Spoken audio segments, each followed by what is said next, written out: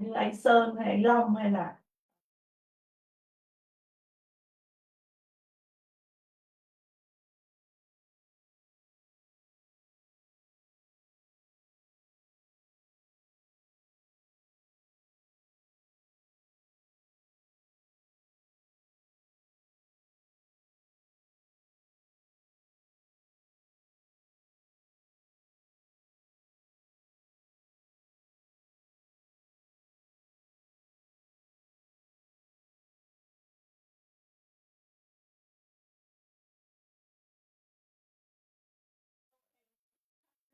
Yeah, but your experience. I have no expert.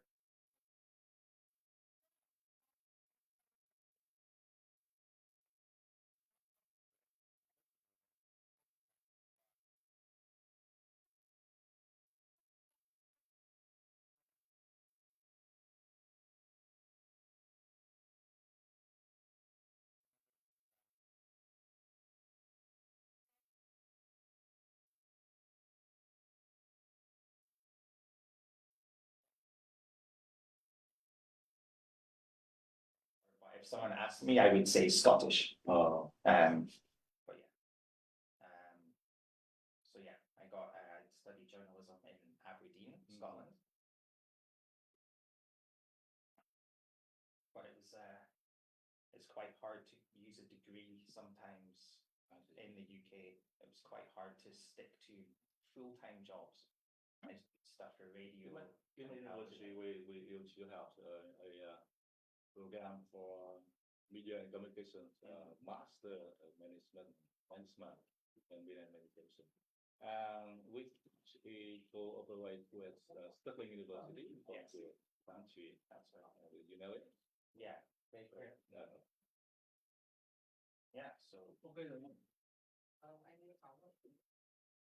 How many minutes have we got? How long? Anh có ghi em vừa phát ấy rồi, chuẩn bị nha.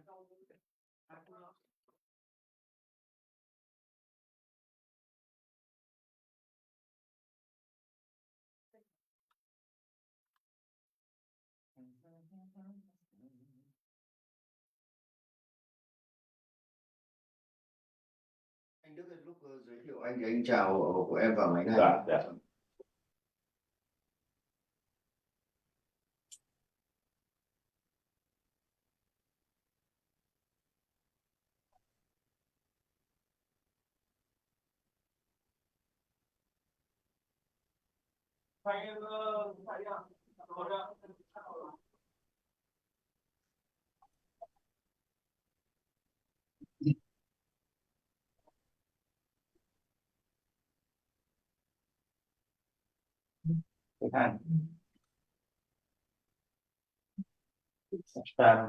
If you think I should be speaking louder at some point, you go that, or if I'm talking too loud, you say that, because I can't tell. Yeah.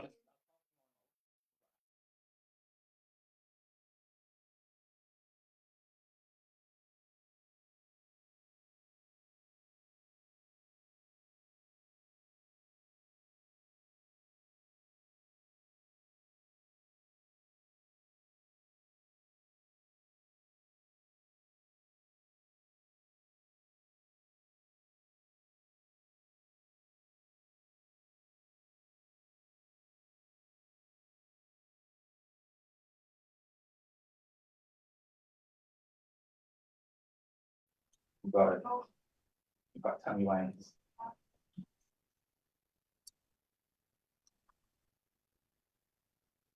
Ladies and gentlemen, good morning. Welcome to a special BIR talk show on embracing AI for the modern media. On June 21st this year, later this month, we mark 99 years of Vietnam's revolutionary press day. So more so than ever before, the media must today tackle modernization of its processes in order to stay relevant in the form of digital transformation. For press agencies, in addition to revenue issues, slow digital transformation could affect operations, cooperation opportunities, and also market expansion. New technology has the potential to make operations management smoother, driving both results and performance, but the slow application of such tech could cause newspapers to face the risk of increased costs stemming from old processes, and they may also miss out on some opportunities to cooperate with digital platforms. Boosting the reach of newspapers in alignment with making money has also become ever more complex since the dawn of the internet. But press agencies today are tasked with improving the customer experiences and attracting and retaining readers. They have to provide viewers and readers with accurate, transparent, and timely information. However, there is the current explosion of artificial intelligence, which poses more questions than answers to some for journalism and media production. It has yet to be determined if AI will create a push for international and domestic press agencies to transform and upgrade themselves to create new values and offer new services, or if it will cause artificial media to dominate traditional media. So with that being said, to examine these questions today, we have invited some special guests to be in the studio and to take part online. They include representatives of press agencies, press management and organizations from home and abroad, which have to tackle the powerful and rapid digital transformation and the invasion of AI. So with that being said, I'd like to introduce the speakers. And first off in the studio is Mr. Do Anh Duc. He is the Dean of the Multimedia Department at the School of Journalism and Communication, which is under the University of Social Sciences and Humanities. Good morning. Hi, everyone. Hi, Roy. Have a good day. Thank you. And also we have a few guests online today. First off is Mr. Tran Dinh. He is head of the Fintech Committee at the Vietnam Blockchain Association. Good morning. Hello. Hi, everyone. My name is Tran Dinh. I'm the head of Fintech Department from Vietnam Blockchain Association. Vietnam Blockchain Association is the non-profit association working in blockchains and AI. So really happy here today to have a good talk together. Yeah. Thank you very much. Also online, we have Dr. Long Nguyen. He is the Associate Program Manager of Professional Communications at RMIT Vietnam. Good morning. Good morning, everyone. My name is Long Nguyen. I'm from RMIT in Vietnam, and I'm working for the Department of Professional Communications, focused on public relations and advertising in the new digital era. Nice to talk to you and love to share some information with you guys. Thank you. Thank you very much. And finally, also online, we have Nguyen Thanh Son, who is currently the chairman of the Media Ventures Vietnam Group. Welcome. Good morning. Good morning, everybody. My name is Son Nguyen, and I'm the chairman of MVV Group. Thank you very much. Thank you. So thank you all for joining today. Actually, I'd like to start with Mr. Tran Dinh of the Vietnam Blockchain Association. So we are talking about AI. Blockchain is, there's something that also is a bit more talked about in the last few years, for sure, especially in Vietnam. So it is considered important, but in various areas. But how is it actually used in terms of press or the media, and what differences can it make, maybe on a wider scale with domestic and global media? Okay. So talk about blockchains. Blockchain technology, although still new, but not widely applied in journalism field. But blockchain holds significant potential, and many applications use blockchain technology can apply into this industry. For example, as you know, in blockchains we have the NFT, right? The NFT technology. So at the moment, many content like video, like photo, they use NFT technology to distribute into blockchain. So right now, many creator or journalism, they can create the content into the blockchain and put it into blockchain, and they can share it in global. So first, the application that blockchain can use in journalism is content distributor. And in blockchain, we have a peer-to-peer sharing. So when we use blockchain and we use NFT, so we can sharing it in global to each other. And the second is how to apply in journalism. About blockchain, in blockchain we have a application that we call micropayment. Right now, many like paper, many news, they attract user in global by micropayment, because for example, if you are in Vietnam, you want to pay for a paper in Vietnam đồng, but you are in the US, how you can pay that? So that's why in blockchain they support for micropayment. They many paper right now they can use like Bitcoin or like something cryptocurrency that can pay for the membership for that new paper. So that is second application. And the third, it right now we face with many like fake news, we face many like fake photo, fake video. So in blockchains, another application is content authentication and ownership. So about with blockchain technology, the content and the content, the video or the photo, they can authentication and prove the ownership of that content. So when they apply the blockchain, they will build the immutable record and digital watermarking. So for my point of view, that is what blockchain can apply into journalism. On top of that, it's still very new and quite like a high tech, but right now at the moment they have some application into journalism. Yep. Perfect. Thank you. Yeah, that helps me understand as well. Certain areas that it works, and especially things like microtransactions. I would like to speak to Mr. Duc in the studio here. Hello. I'd like to later discuss your current role a little bit, but first, we're talking about digital transformation in general, taking place in Vietnam. How is it, I don't know, compared to other countries, or how is Vietnam's media taking on digital transformation? Is it progressing? Is there other things that could be done with it? Okay.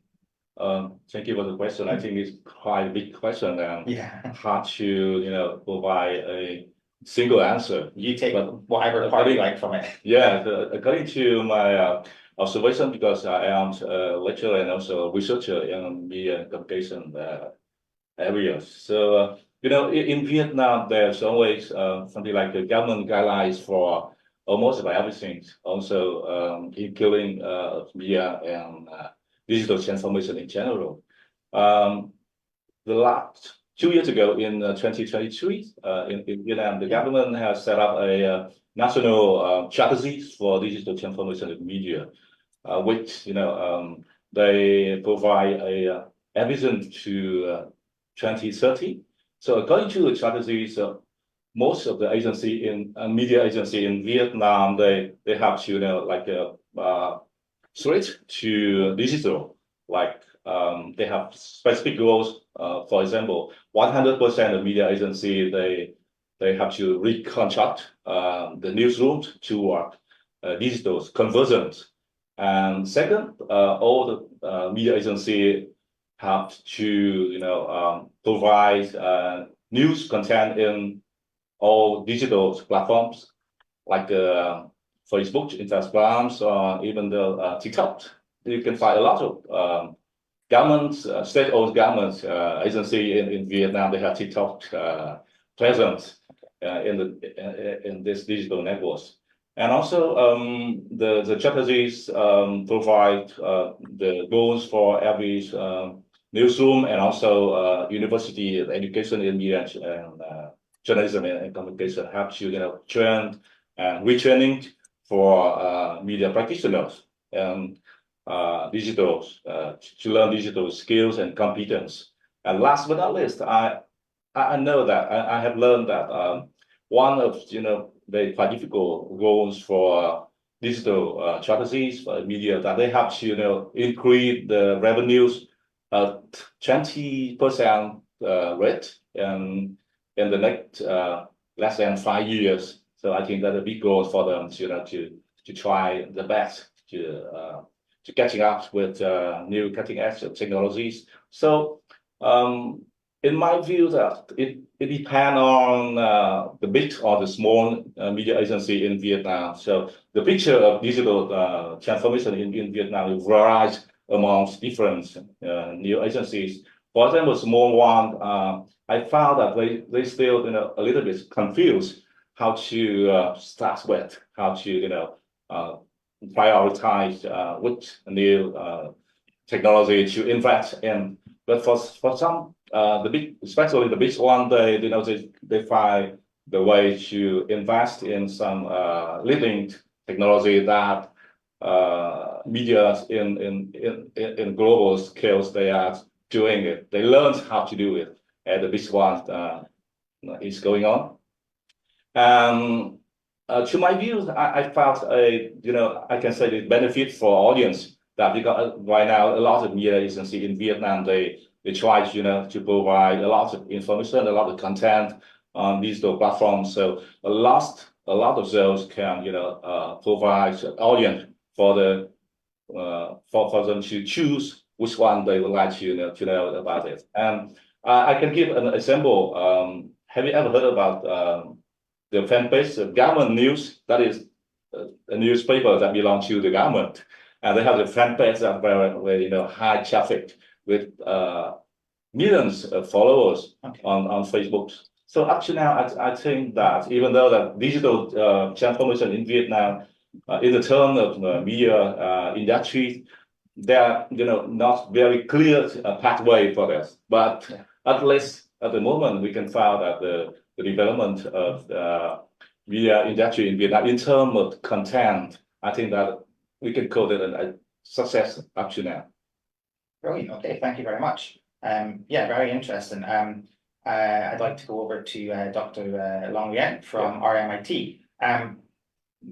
It was mentioned there about being confused about technology and things like that. But with your expertise, Dr. Long Nguyen, what key strategies could media agencies in Vietnam use to embrace certain types of technology for the sake of boosting sales or even marketing management and such like? Thanks for the question. I think there are many ways the media can integrate technology in their business operation, but I think I can highlight 5 key strategies that the media can do. I think first, the most important and can be used right away is personalizations. You know that data analysis now is very powerful, and with AI power tools, media can easily understand the reference and deliver some personalized content for their interest. If you look back on the commercial side, at the moment, many commercial brands like FMCG service brand now, they utilize the data quite well to understand about the consumer insight, what their reference, the time they use, occasion they consume the product, the content they read to know about the products. So now the utilization allows you to customize the content according to the customer reference, and that's why many commercial brands try to reach out to the customer to provide the relevant contents, things for them to use in some certain products.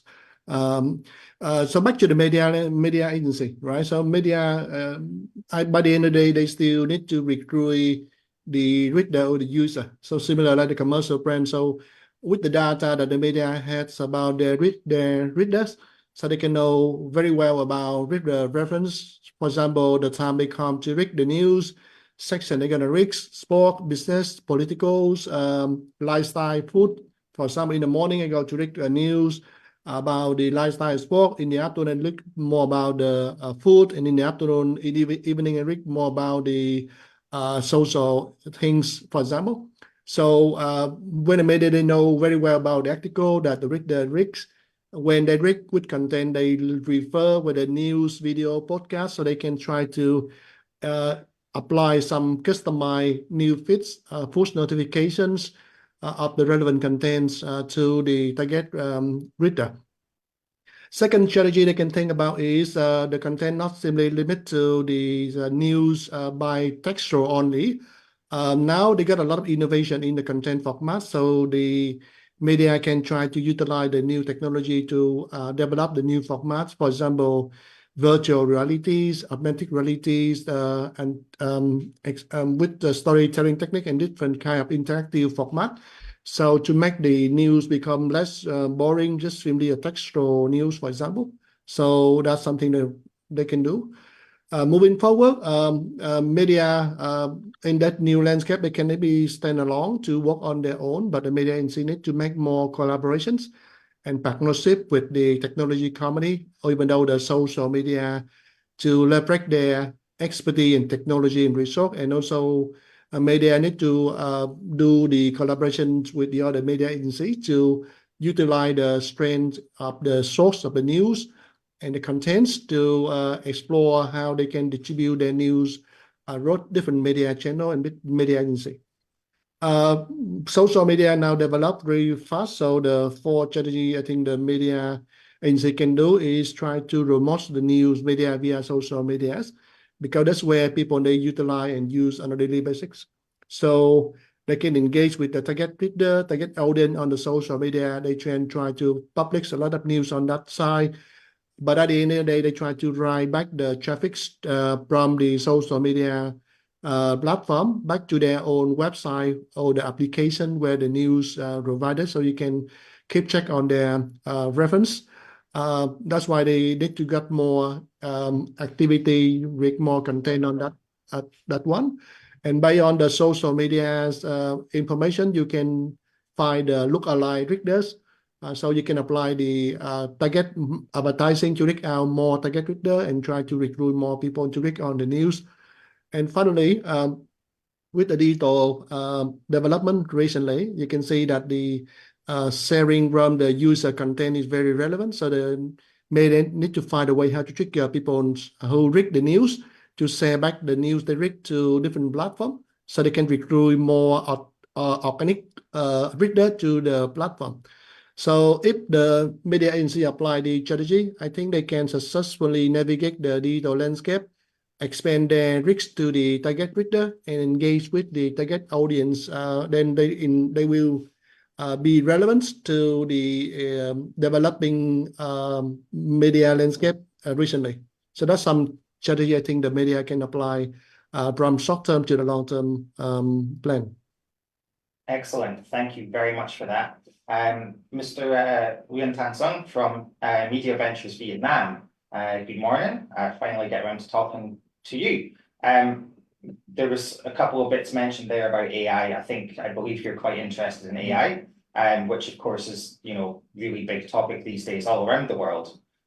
What do you think is the best way to utilize AI like currently when it comes to communication? And also like what should users be wary of as the progress of where it stands right now in its use?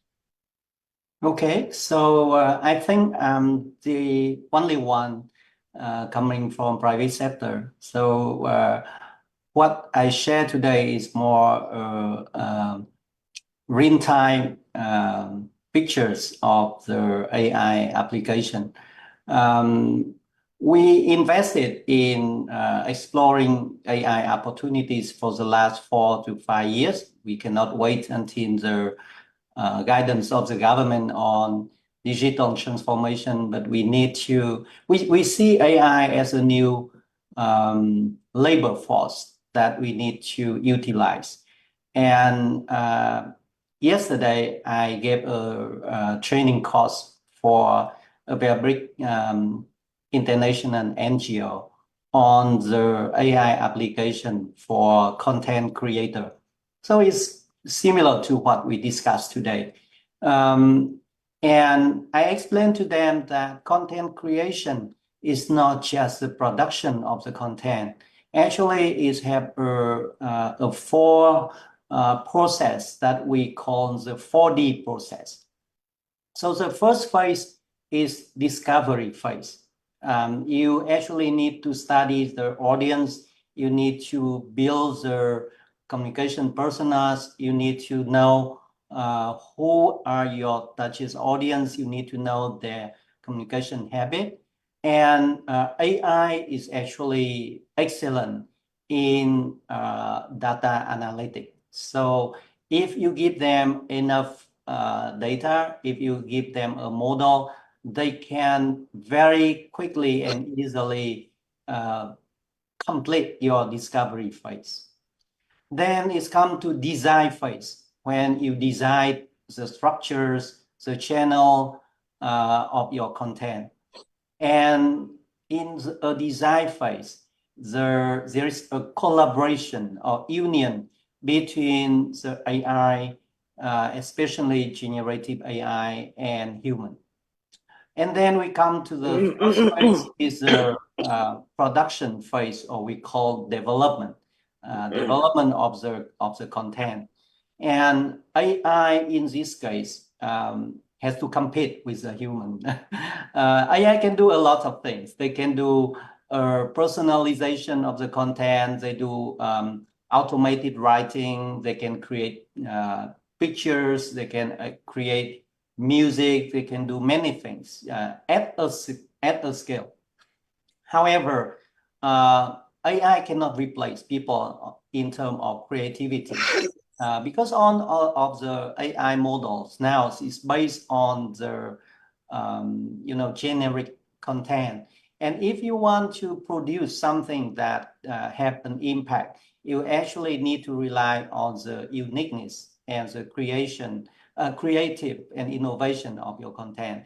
So in the first phase, the human is still leading the process.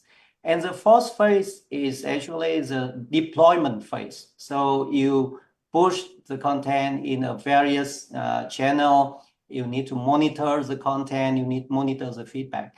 AI can perfectly, just like the discovery phase, they help you tremendously on that.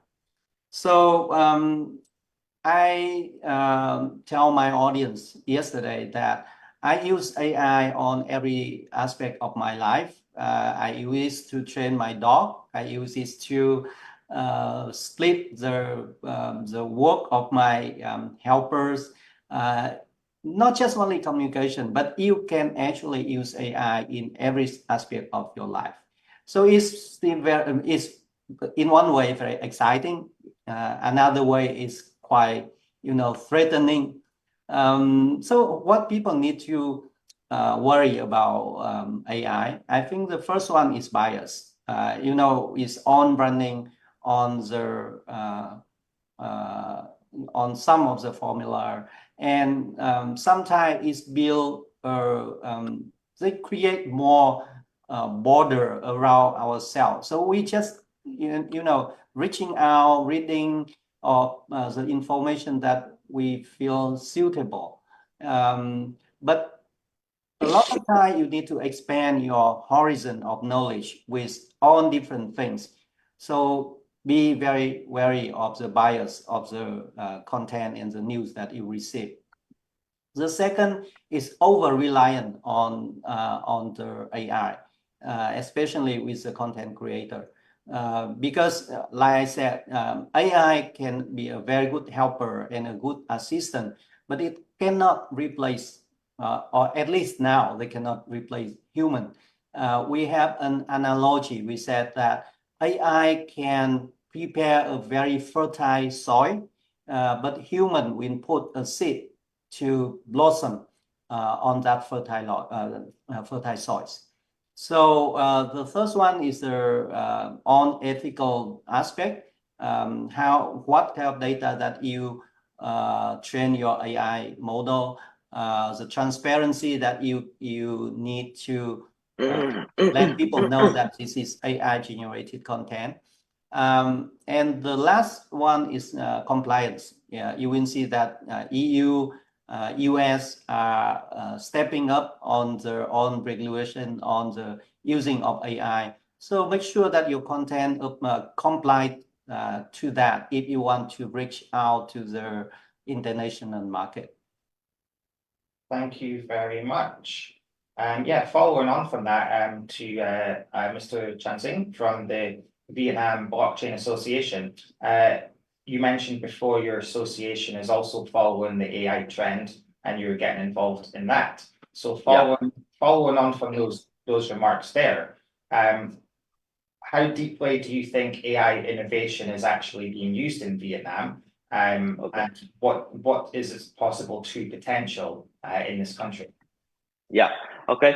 So firstly, I thank Mr. Son from MVV Group about very many deeply information about AI and your perspective.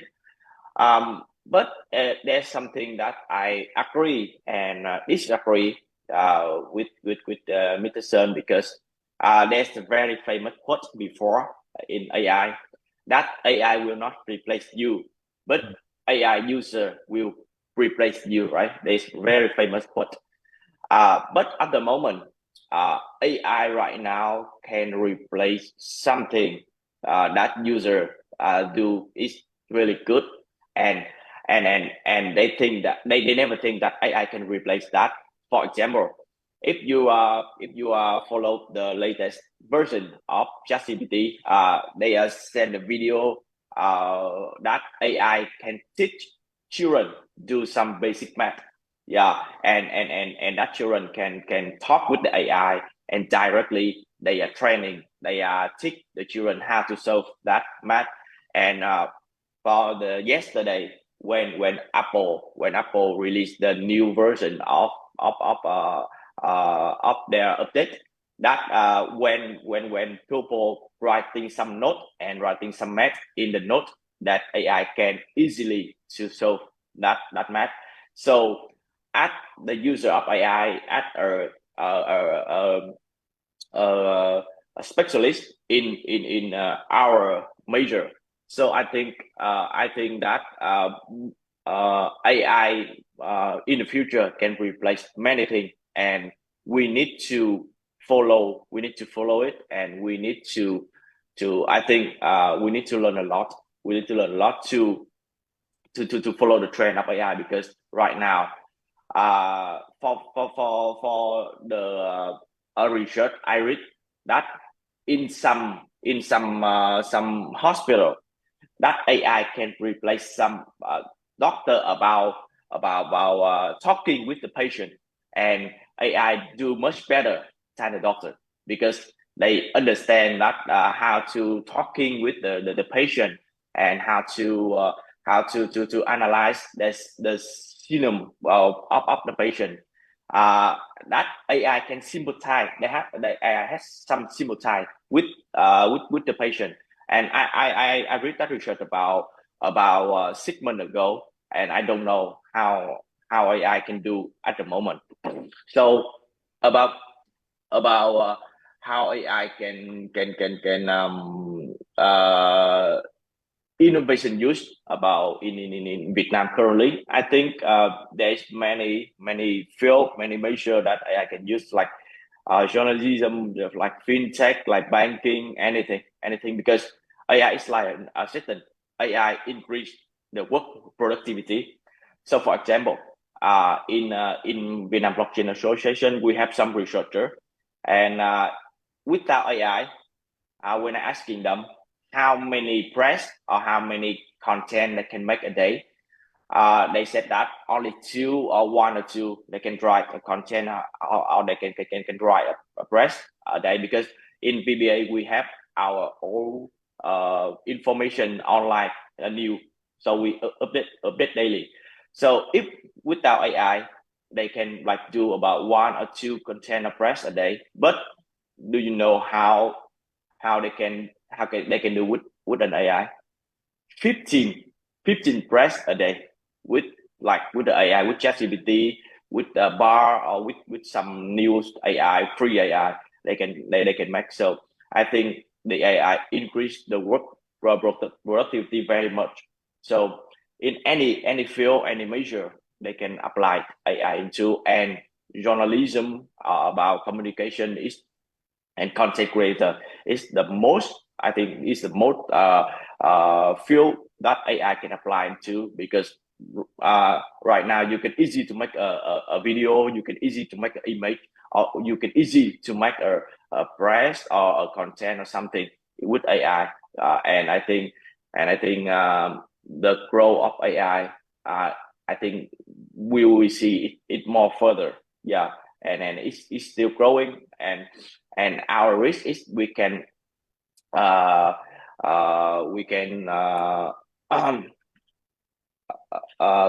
the trend of the trend of growth of AI. Yeah. Thank you very much. Mr. Duc in the studio here, if there was anything you wanted to add to what he said, then of course feel free. I would also like to ask you a bit more when it comes to modern technology in general.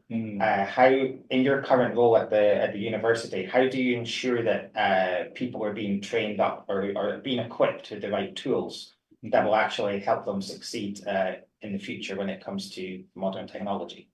Yeah, thank you for the question. So I think this problem is vital for educational schools in any country, and also in Vietnam as well. According to the information that provided by Mr. Tran, Nguyen Thanh Son, and you heard about a lot of new things in media technology nowadays, like AI and data journalism and other technology like VR, virtual reality, and AR something else. So I think that it's pushed educational schools to train to adapt with this new technologies at the moment. So actually last week, we some media school in Hanoi, we gathered together in a seminar to talk about it. And I was invited to provide a speech about how media school have to change, to adapt with the new thing in media technologies. And I talked about the strategies. Exactly, the strategy, it means what we have to do and what we may do it. I'm not sure that we have done it already because everything is still going on. So I provide 5 strategies for media school. Like the first one is it's very important to invest in technology. According to my schools of journalism and communication, the leading university is my school, the Vietnam National University of Hanoi. They permit to invest in quite a big amount of money to facilitate technology vehicles for my schools to change everything. To buy computer, buy other technology apps for students to learn it in practice lecture rather than only theory based. And the second strategy, I think that we have been doing it we send a lecturer and trainer to media industry, like working and learn from newsrooms in the country, and also vice versa. I mean, we invite media practitioners back to the campus to train students how to use computer, how to use technologies, and produce news content. And the third, I think we have to make a society, a network of media trainers. We set up a associations of media trainers in Hanoi. We gathered about more than 100 media trainers that should help each other, how to change our ways of teaching with media students. And also we, of course, in the university, we have to change we have to change our syllabus and the programs of education. We have to add in more subject and disciplines and other news, technologies lectures in the campus, like as mentioned, AI, especially AI. And also, last but not least, I think the most important one is we have to make a relationship with some, I can say, big tech in Vietnam. not Google, the big tech in its national scales. But in Vietnam, we have some big tech like FPT or Viettel. They can, provide some technologies for not only media industry but also for media educational sectors like us. We signed some agreement with them, and they probably should help us, to change our student and provide some, apps or new application. I mean, new technology, new device that if you have to buy, it is very expensive, But I also would like to adding one more thing beside the strategies that I have strongly believe in the DOs. I think they are technological savvy, so they can learn very quickly, and they can quickly control, quickly lead the technology device. To some extent, the media channel will have to follow the dumb ones, because they can do everything, almost everything. So I have a strong belief in the youth that they can learn, and they can control it in the near future, and they will be the new generation of media professionals in Vietnam. Thank you very much. Thank you. I would like to follow on with that as well with Mr. Long Nguyen from RMIT. I'll actually throw in two questions for you together, because one of them follows on from that. Like we've just heard how certain campuses perhaps try and train or equip people with for future success. I guess, how does an institution like RMIT cover the importance of new technologies in its curriculums and things like that? You could just answer that if you like the question I was going to ask you about communication, if it can remain truly professional, if people are using AI perhaps to just kind of do the work for them. And I don't know if it stems from people ending up maybe feeling lazy in some ways, just getting someone else to do things. I don't quite know the balance of how that is, but yeah, please answer them in whatever order you like them, whatever suits you. Yes, thanks a lot. So I think I answered the questions. The first question is about whether we can remain professional if we use AI, because there's still got a controversial views about you need to stay authentic, and then if you use AI to do something with the content, it's not there. My view is whether you like it or not, AI is still there and will develop really fast, right? But you have to use the way how to deal and adapt with that situation. So I don't, for my case, I don't see them as the competitor to our professional communication line. Yes, the communication still remains professional, even though the AI is still there and increase the use AI with a lot of people use AI to create the contents. It's not just the professionalism. Actually, I feel them AI integrations usually get the opportunity for us to redefine who we are. Okay, so why I say so, because AI now can be more about not killing our job, but more about supporting us to do the job better. In three ways. They do with data analysis. They can also do the background review for the content or communication activity we do. And they can also provide some of the suggestion for the news angle or communication area that we can deep dive.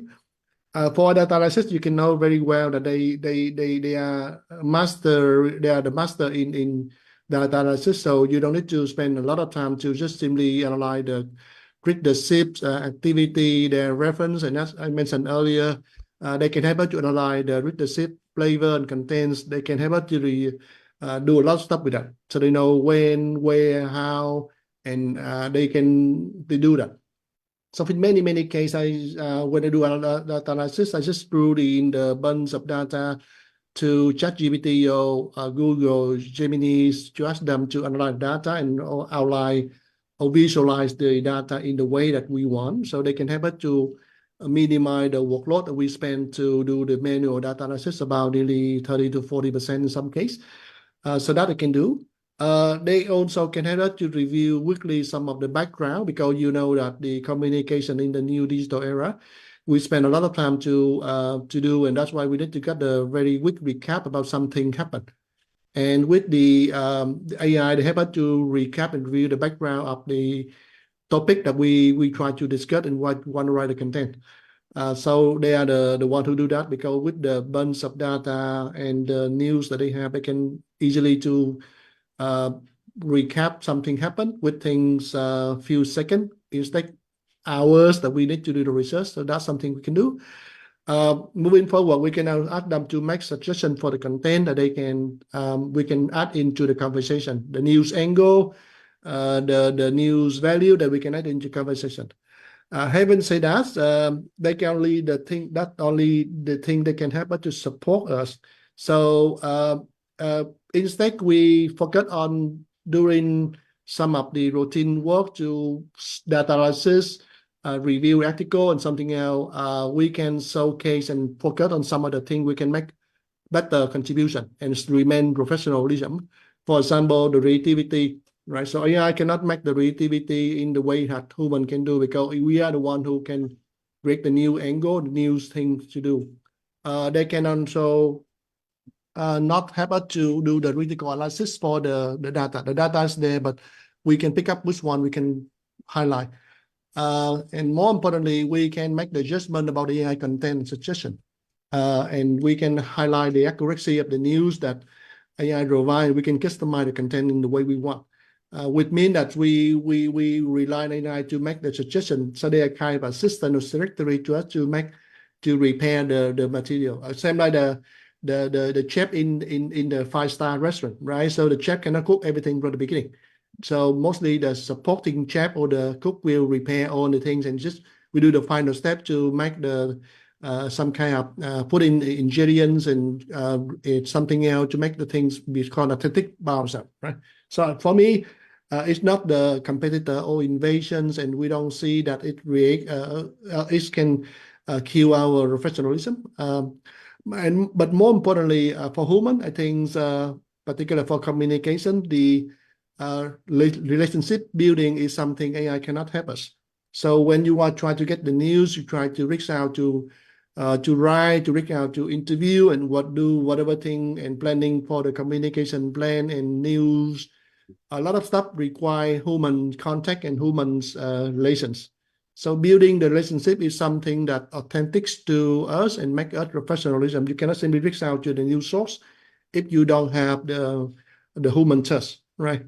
So for me, AI is the supporting tools, and with the combination of AI capacity with our expertise, our professionalism can go up to the next level.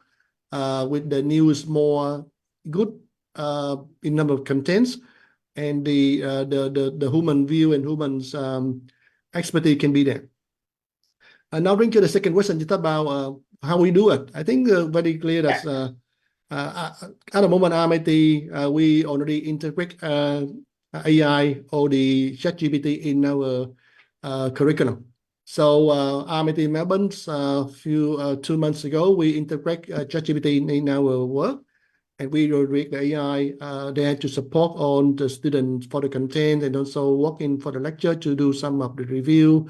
But we just starting that process, and we also got a very clear policy for using the AI in our curriculum. We allow students to use, but then to acknowledge the source and how they can generate the content using AI. Because sometimes communication students, they have they good in terms of planning and reading the content, but they don't have the ability to make the design, visualize, and do a lot of stuff. So AI can help them to visualize the idea, to make the idea can be, because they propose the idea, that would mean they cannot develop everything from themselves. But with AI can support them for the design, visualize, video, and other kind of things. So that's something that students can do. But ideas from them, but break them from the idea to execution and mock-up contents is something AI can help them to support, and that's something that we encourage the student to do with that thing. So they still remain authentic in the idea and proposal when they do the pitching for the new client for the RIP, but they also have the angle about the mock-up content support by AI, and that's something we try to compromise the things. Moving forward, we still try to integrate AI technology in our in our curriculum, and I think we still remain professional enough with that combinations.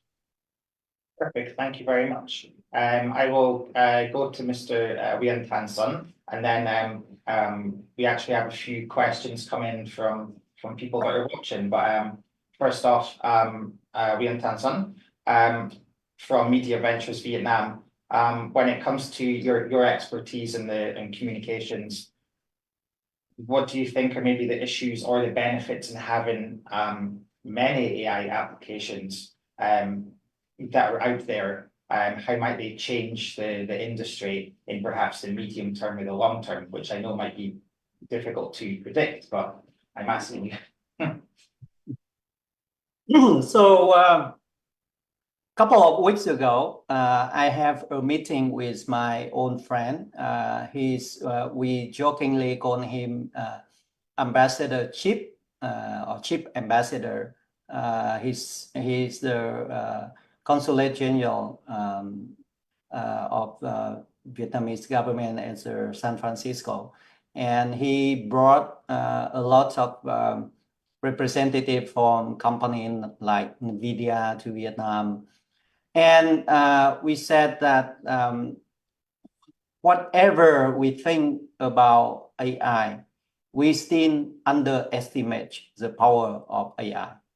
So the development of AI need to be considered as the discovery of electricity. So you will see that from the beginning, electricity is just only for lighting, just like generative AI today. But with the electricity, there come a revolution, and we have, washing machine, we have fan, we have, millions of things. So the development of AI application is just like that. They have electricity, and now there's tremendous opportunities for the development of own source of AI. And the same happen with the media industry. If you look back at the history as media, printing machine coming from the old age to the electrical way, and now come to the computerized ways, it's been changed. So it's very difficult to tell you that what the future would bring. But you need to see it as a revolution. And it will be a lot of things that disrupt the industry. Perfect, thank you very much.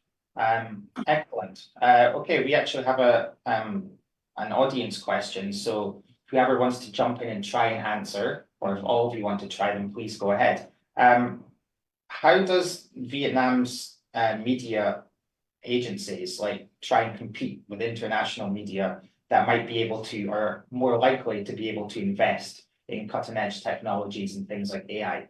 Or should they not even try and compete at all? How would that work? If anyone wants to try and give their opinion on Vietnam's media agencies trying to compete with those that might have just more resources.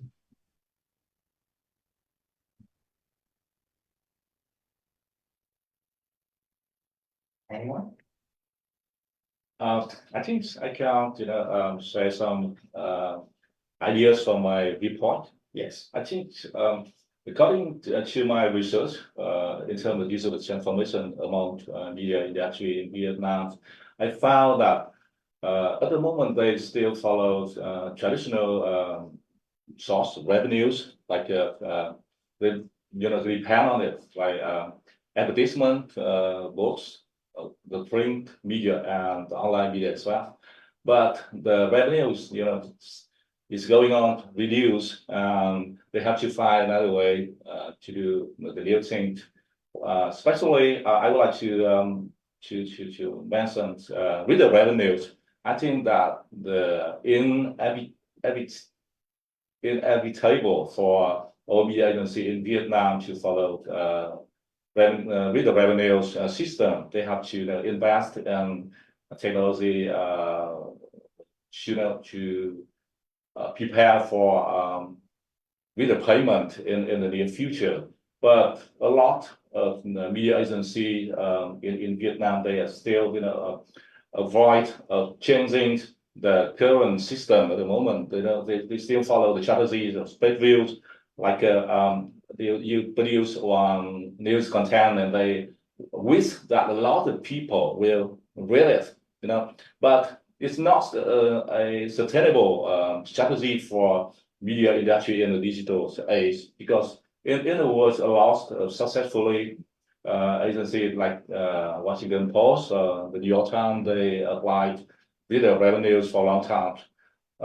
So the media agency in Vietnam, they have to learn how to do it. But first of all, I think that they have to change their mind in understanding the audience.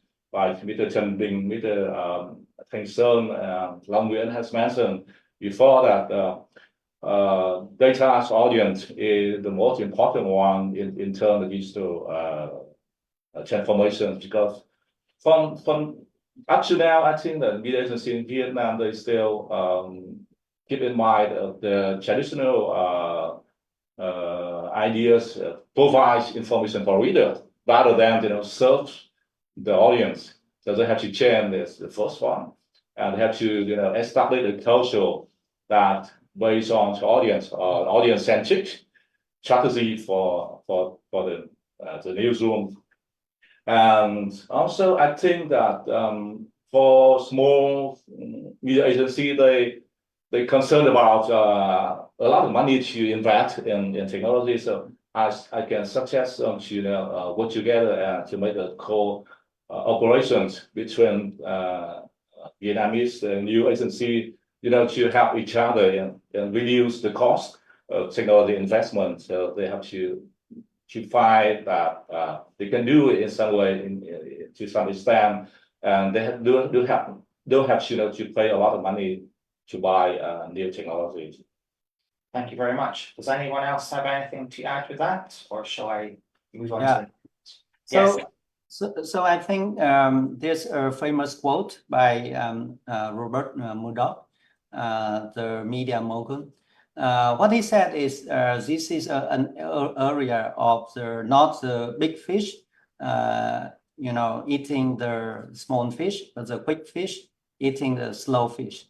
I would focus more on the opportunities for the Vietnamese media, rather looking at the threat by the AI. One thing they could do is widen the outreach, because one of the things in the past is a language barrier.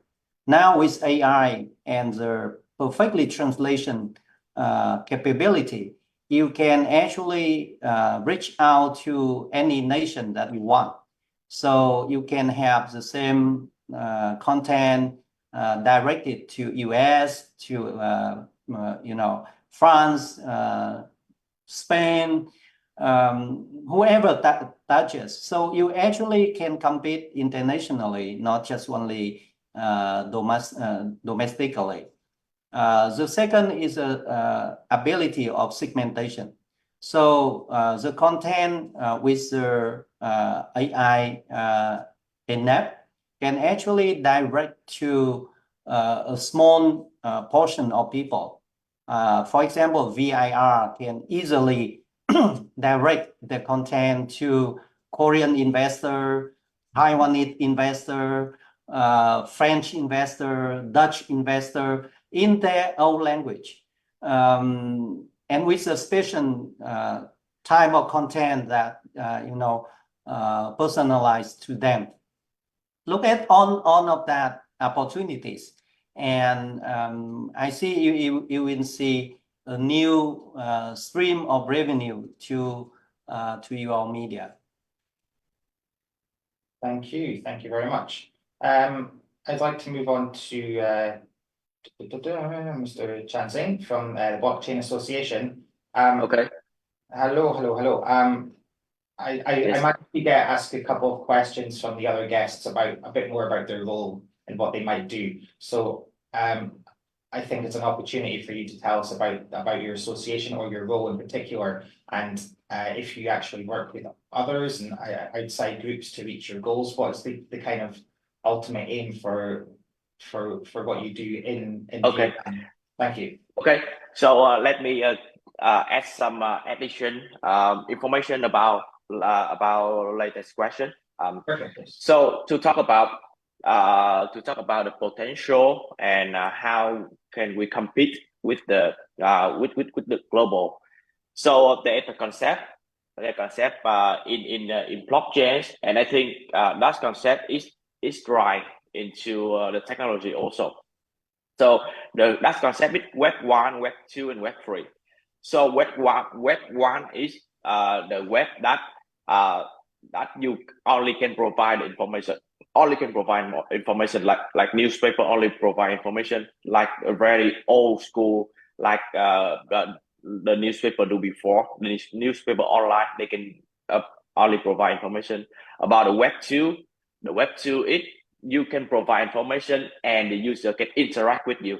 So like many like newspaper like VIR also do it. Like you can post the news and the user can interact with you, or you can do the online Zoom and the user interact with you online. So that is Web 2, and the new concept is the Web 3. So the Web 3 is they said that the Web 3 the user can own your information. So I think to talk about opportunity, Vietnam, like Vietnam journalism or Vietnam press or the online newspaper, there's many opportunity. The concept is customize and like Mr. Thanh Son said before, it's personality. So right now, user want the customize and personality because at the moment they are overwhelmed by too much news every day, killing, criminal, like robbing, many. But they only want to learn some like special news about investment, or maybe some news about the school or something.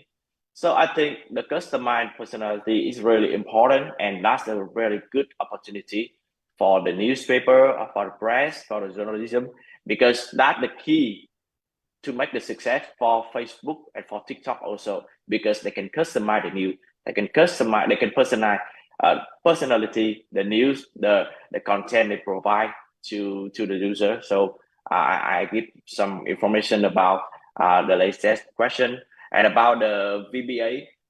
So Vietnam Blockchain Association, we established in May 2022. So in Vietnam Blockchain Association is the gathering place for the individual interested in researching, testing, evaluating, or standardizing and promote the application of blockchain and AI technology in Vietnam. It's also the first organization with the official legal entity representing from the blockchain industry throughout the country.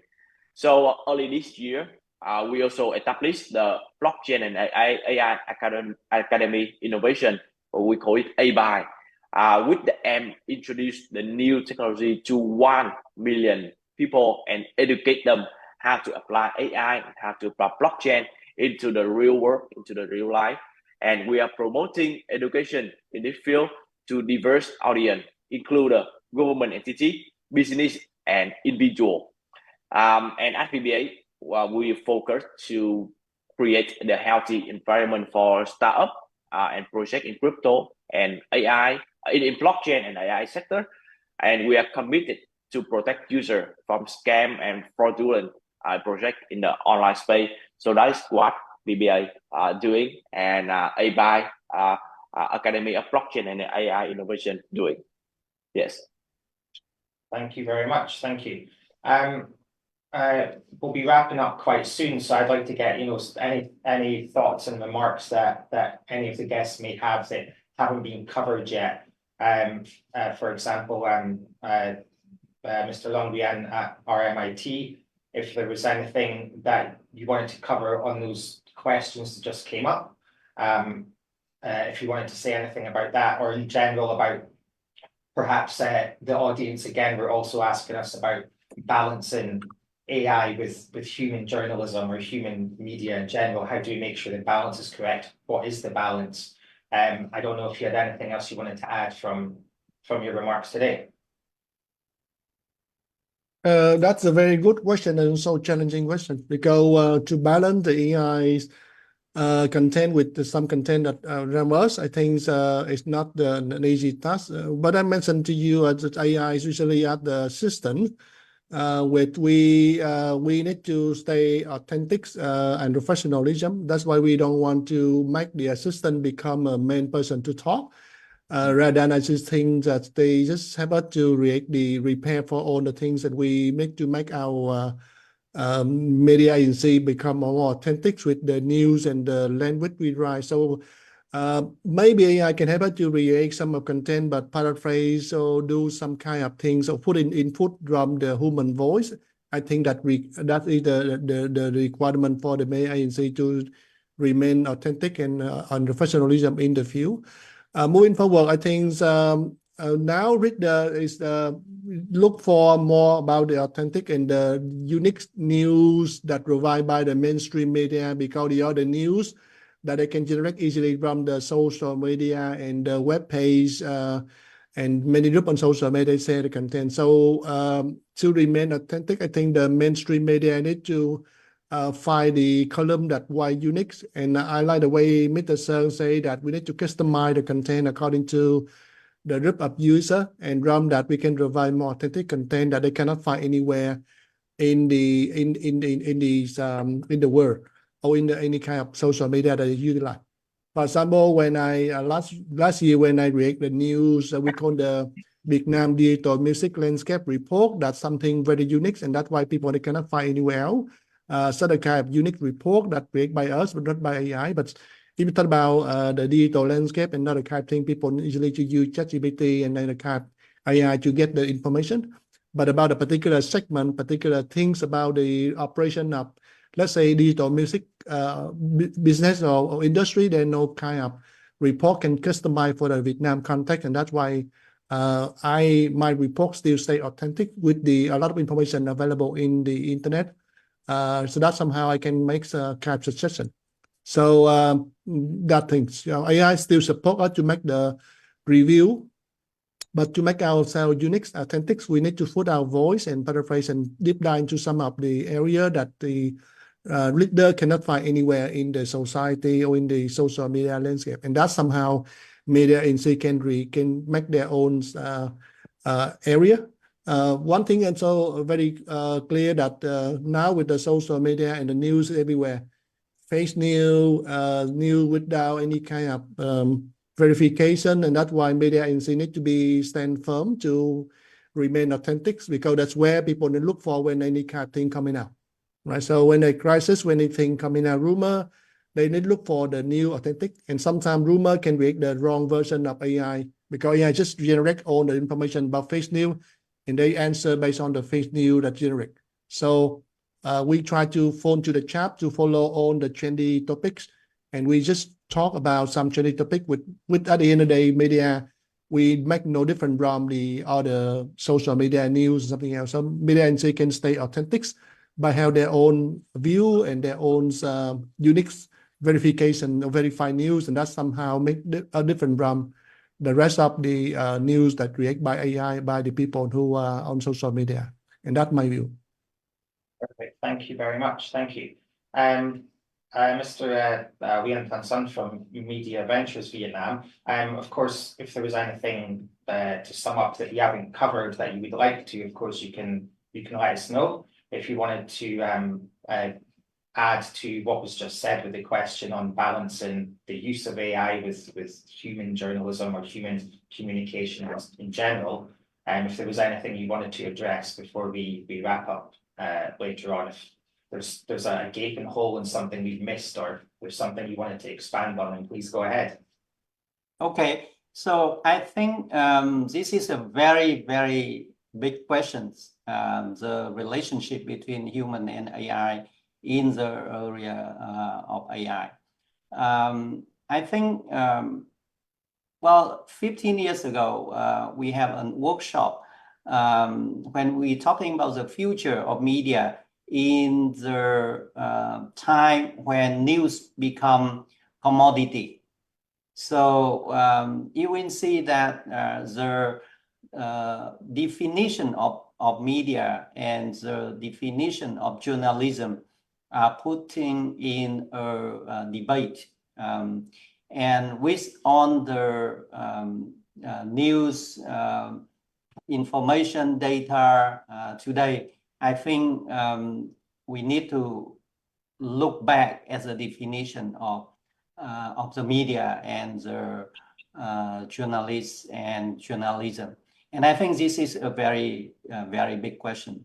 I just only want to say that the AI application and especially generative AI actually replace a lot of role in the media industry. If you look at the data journalism, if you look at the data mapping, picturing, visualization, I think it's can be perfectly replaced by AI. So in that sense, I agree with Mr.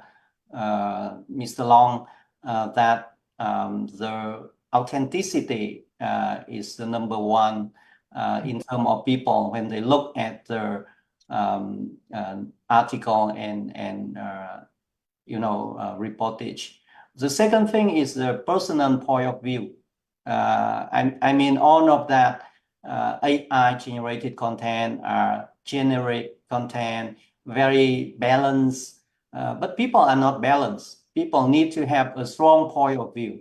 So again, this put into contrast of how you view the job of the reporter and the job of journalism, news distributor, or provide a deep understanding and personal point of view. To be honest, I don't have answer to that. I think this issue is still on debate, and the more we discuss about that, the better. Thank you very much. Did you want to expand on any of that? We're basically going to wrap up now. So if anyone wants to cover something we haven't before we go, then that would be excellent.